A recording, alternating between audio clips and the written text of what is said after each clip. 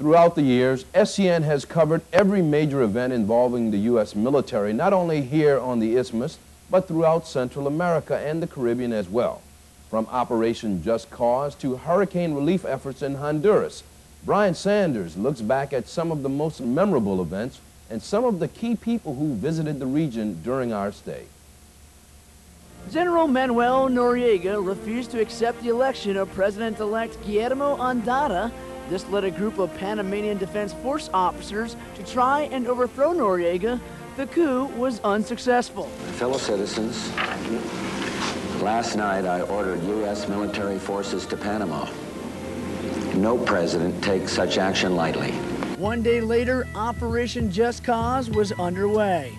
President Bush set out 4 objectives: protect American lives, safeguard the integrity of the Panama Canal treaties, restore democracy, and bring Noriega to justice.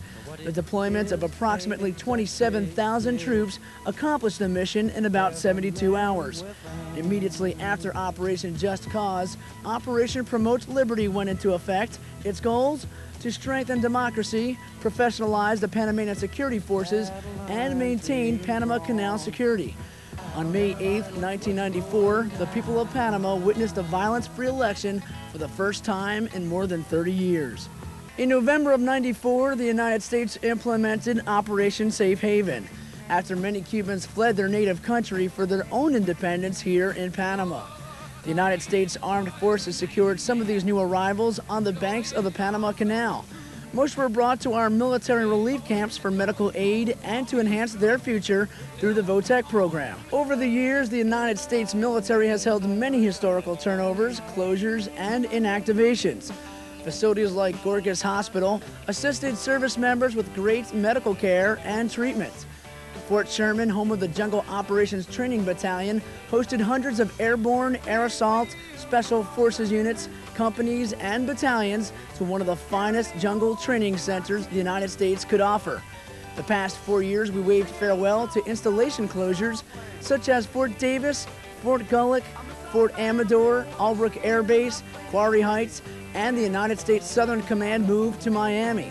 Last year, the Secretary of Defense, the Honorable William Cohen, announced the United States Army South move to Puerto Rico on July 1st of '99.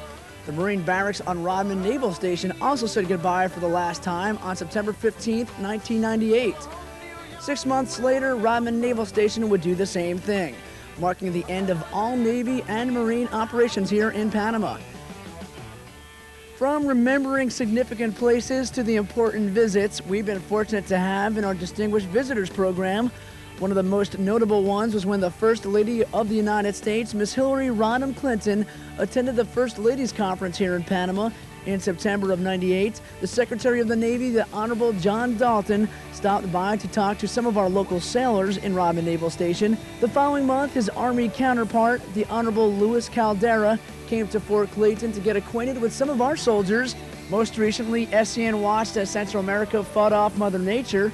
First as Hurricane George ripped through the Caribbean, and then as Hurricane Mitch devastated Honduras and the surrounding area. President Bill Clinton paid a visit to Honduras, recognizing the efforts of Joint Task Force Bravo in the Hurricane Mitch relief efforts. When the real test came, they passed with flying colors. As the U.S. Armed Forces closes out this historical chapter here in Panama, we hope you felt the sense of pride for what our country stood for in protecting the Panama Canal all these years. From the Miraflores Locks, I'm Specialist Brian Sanders for SCN News.